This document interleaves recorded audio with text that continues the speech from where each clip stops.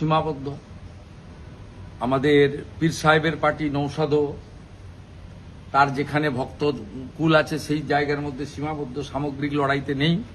আর CPM তো নিজেই বেসামাল অবস্থায় আছে, শূন্য তো কাটবেই না, মহাশূন্যের দিকে এগিয়ে যাচ্ছে।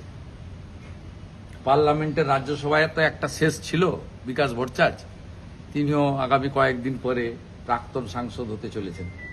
তাহলে লড়াই বিজেপির সঙ্গে। তাই বিজেপিকে প্রতিহত করতে পারলে চোরেদের পার্টি, পারিবারিক পার্টি, মুসলিম লীগ 2, জামাতিদের নেত্রী, তিনি আরেকবার ক্ষমতায় আসতে পারবেন। ক্ষমতায় এসে গ্রেটার বাংলাদেশ বানাবেন। পরবর্তীকালে ওপারের জামাত এপারের জামাত মিলে প্রধানমন্ত্রী হয়ে যেতে পারে।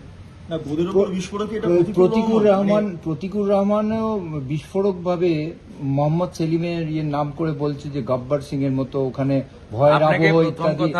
তাকে নিয়ে যে মোহাম্মদ সলিম আর প্রতিকুর রহমান এক নয়। আপনাদের কাজই হচ্ছে কিছু বিড়ালকে বাঘ বানানো। আপনারা মিডিয়া এটা করছেন। প্রতিকুর রহমানের কি রাজনৈতিক বেস আছে উইদাউট সিপিএম?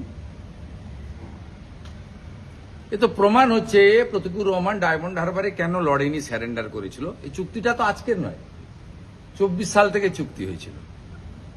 প্রতিকুর রহমান কে? প্রতিকুর রহমানের দম আছে। আমাকে যখন বলা হয়েছিল যে পিছন থেকে ফিরাদ হাকিম বলেছিল, কল্যাণ ব্যানার্জি বলেছিল যে পিছন থেকে মমতা ব্যানার্জির ছবিটা সরিয়ে দিলে শুভেন্দুর চেয়ারগুলো সামনে ফাঁকা হয়ে যাবে, আমি তো সেই চ্যালেঞ্জ অ্যাকসেপ্ট করে মমতা ব্যানার্জিকে নিজেকে হারিয়ে দিয়েছি। মমতা ব্যানার্জি বিডিওকে দিয়ে, ওসিকে দিয়ে, আইসিকে দিয়ে লোক আনেন, বিরিয়ানির পচা বিরিয়ানির প্যাকেট খাইয়ে স্কুলের বাচ্চা নিয়ে আসেন, সাইকেল দেওয়ার নামে লোক আনেন। আমার সমাবেশে ওগুলো করতে হয় না। মমতা ব্যানার্জির থেকেও বেশি লোক আমার সমাবেশে আসে স্বতঃস্ফূর্তভাবে, এক গ্লাস জল না দিলেও আসে। তা আমি করে দেখিয়েছি, চ্যালেঞ্জ নিয়েছি, ভবিষ্যতেও চ্যালেঞ্জ নেব। ভবানীপুরে ওনাকে হারানোর দায়িত্ব আমি নিয়েছি। প্রতিকুর রহমানের দম থাকলে লড়ে দেখাক না। তিনি তৃণমূলে যাবেন বলে এইসব কথাবার্তা বলছেন। আগামীকাল তৃণমূল কংগ্রেসের পতাকা ধরবেন, এটা অনেক আগে থেকে আমি জানি। তো ওকে নিয়ে এত হইচইটা আপনি কি বলছেন? মানে আপনারা করছেন। আচ্ছা, একটা বিষয় বলুন। আপনারা করছেন, আপনারা এরকম অনেককে করেন, তারপরে অনেকে হারিয়ে যায়। আমি সেই জন্য সযত্নে মেপে মিডিয়ার সঙ্গে মিট করি, সযত্নে মিডিয়ার সঙ্গে মেপে কথা বলি, এবং খুব ব্যতিক্রমীভাবে যেটা বিরোধী দলনেতার কর্তব্য, মিডিয়া চতুর্থ স্তম্ভ, তার সঙ্গে যে ইন্টারাকশনটা করা দরকার, প্রেস মিট করা দরকার, সেটা মিনিংফুল হইতে করি। আমি বেশি ঢলাঢলি করি না, কারণ এটা আপনার তৈলাক্ত মাছ, কাকে তুলবেন কাকে ফেলবেন এই ফাঁদে যে পড়বে সে বুঝতে পারবে। এ বেটা ফাঁদে পড়েছে, এপ্রিল মাসের পরে এর কোনো নাম গন্ধ থাকবে না। বলছি একটা বিষয়, যে এসডিপিও মানে হাত ধরে মূলত প্রতিকুরের বাড়িঘর ভাঙা হয়েছিল 2024-এ, আজকের দিনে দাঁড়িয়ে সেই এসডিপিও কে, মানে আপনার এই এলাকার এখন এই মুহূর্তে এসপি নয়, এসপি ইনচার্জ, মানে তিনি খুব ওই জেলাতে এসপি থাকে, এসপি ইনচার্জ থাকে। মানে প্রতিকুলের এই ধরনের যে বক্তব্যটা, হঠাৎ করে নিজের বাড়িঘর ভাঙা হয়েছে যার নেতৃত্বে দাঁড়িয়ে, তাকেই এত বাহবা। আমি এসে নিয়ে কথা খরচ করতে রাজি নই। সেলিম সাহেবের সঙ্গে প্রতিকুর রহমানকে ম্যাচ করবেন না, একদম ম্যাচ করবেন না। সেলিম সাহেব, সে তার রাজনৈতিক মতাদর্শের সঙ্গে আমি বিরোধ হতে পারি।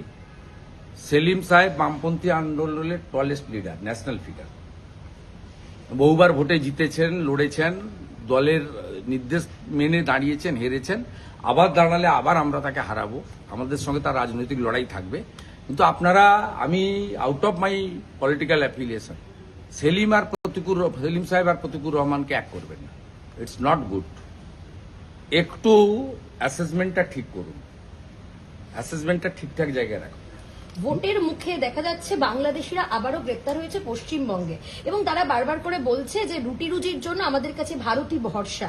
কাঁটাতার পেরিয়ে তারা, অনেকে অনুপ্রবেশকারীরা, তারা ভারতে প্রবেশ করেছে। নির্বাচনের একেবারে যেখানে শিয়রে নির্বাচন, সেখানে আবার অনুপ্রবেশকারী ভাবে ধরা পড়ছে।